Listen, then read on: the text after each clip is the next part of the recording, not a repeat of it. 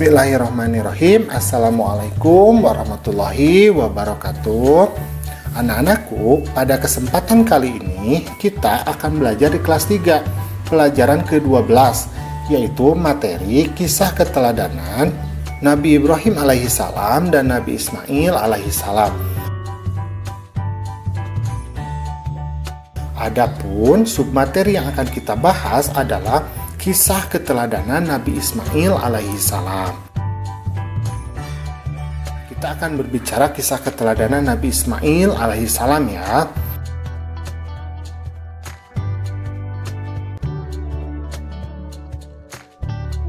Nah, setelah Nabi Ibrahim berdakwah di Babilonia dan beberapa saat lama tinggal di Mesir, Nabi Ibrahim ini kemudian bermaksud untuk pindah ke Palestina bersama istrinya.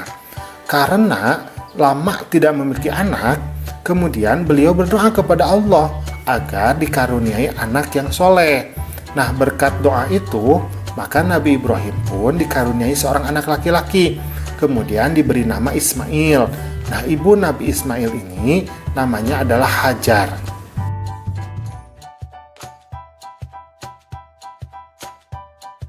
Dengan tawakal kepada Allah, Nabi Ibrahim kemudian meninggalkan rumah.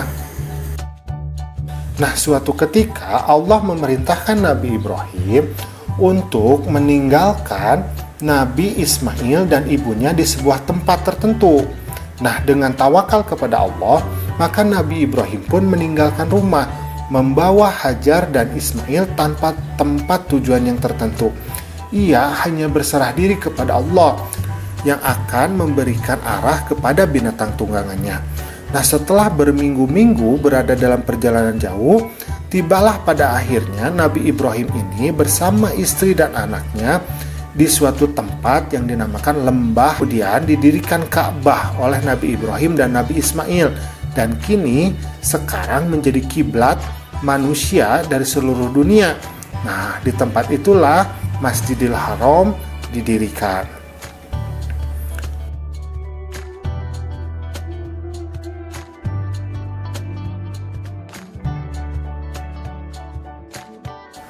Lelah masih belum hilang, perintah Allah sudah datang kepada Nabi Ibrahim di Mekah. Hajar dan Ismail harus ditinggalkan. Padahal tempat itu sangat gersang, tidak ada air dan tanaman yang subur. Nabi Ibrahim mengatakan kepada istrinya bahwa ini adalah kehendak Allah dan harus bertawakal kepadanya. Maka Hajar menjawab, "Kemanakah engkau akan pergi? Apakah Allah yang menyuruhmu melakukan hal ini?" Maka Nabi Ibrahim menjawab, "Benar, Allah lah yang menyuruh kita ke sini. Maka percayalah bahwa Allah Maha Penyayang, tidak akan mungkin menelantarkan kalian." Sebagai seorang istri yang soleha, maka Hajar pun mematuhi perintah Ibrahim dengan sabar. Ia makan dari bekalnya dan minum dari air yang ditinggalkan oleh Nabi Ibrahim sampai habis. Nah, beberapa hari kemudian persediaan bekal ini sudah habis, tidak ada lagi makanan dan minuman. Maka Hajar pun kebingungan, kemana ia harus mencari makanan. Kebingungan bertambah manakala terdengar tangisan Ismail yang kehausan. Nah, Hajar melirik ke kanan dan ke kiri, pandangannya ke sana kemari mencari air. Begitu gigihnya Hajar, ia berlari menuju Bukit Safa. Barangkali bisa mendapatkan air, ternyata tidak ada air sedikit pun. Kemudian ia pun berlari-lari lagi, sampai tiba di suatu tempat yang bernama Marwah. Nah, di sana tidak ada air juga. Kejadian itu sampai berulang-ulang, bolak-balik sampai 7 kali ia berlari antara Bukit Safa dan Bukit Marwah.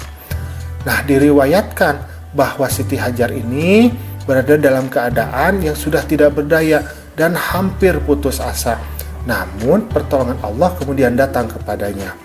Atas kekuasaan Allah melalui malaikat Jibril, maka keluarlah mata air yang kita kenal sebagai mata air Zam-Zam. Nah, melalui air itulah maka beliau dapat memenuhi keperluannya sehari-hari.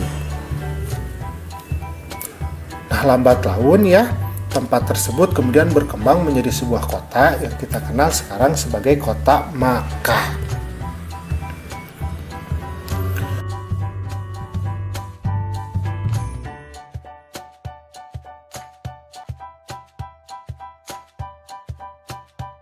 Nabi Ismail adalah anak yang patuh dan taat pada perintah Allah, serta selalu hormat kepada orang tuanya. Ketaatan dan kepatuhan Nabi Ismail ini kemudian diuji oleh Allah. Ketika Nabi Ismail menginjak usia remaja, Nabi Ibrahim dan Hajar ini diuji oleh Allah. Peristiwa ini dijelaskan dalam Al-Quran, yaitu surat As-Saffat, ayat ke-102 sampai ayat ke-111. Maka tatkala anak itu sampai pada umur sanggup berusaha bersama-sama Ibrahim, Ibrahim berkata, "Hai anakku, sesungguhnya aku melihat dalam mimpi bahwa aku menyembelihmu. Maka pikirkanlah apa pendapatmu." Ia menjawab, "Wahai bapakku, kerjakanlah apa yang diperintahkan kepadamu. Insya Allah kamu akan mendapatiku termasuk orang-orang yang sabar." Allah menggantinya dengan seekor kambing. Peristiwa ini menjadi dasar disyariatkannya kurban yang dilakukan pada hari raya Idul Adha.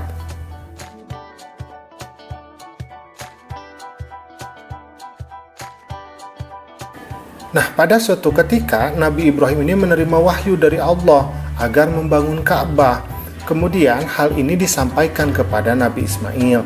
Maka Nabi Ismail berkata, "Kerjakanlah apa yang telah diperintahkan Tuhanmu kepadamu, dan aku akan membantumu dalam pekerjaan mulia itu." Allah Subhanahu wa Ta'ala berfirman dalam Al-Quran, yaitu surat Al-Baqarah ayat 127.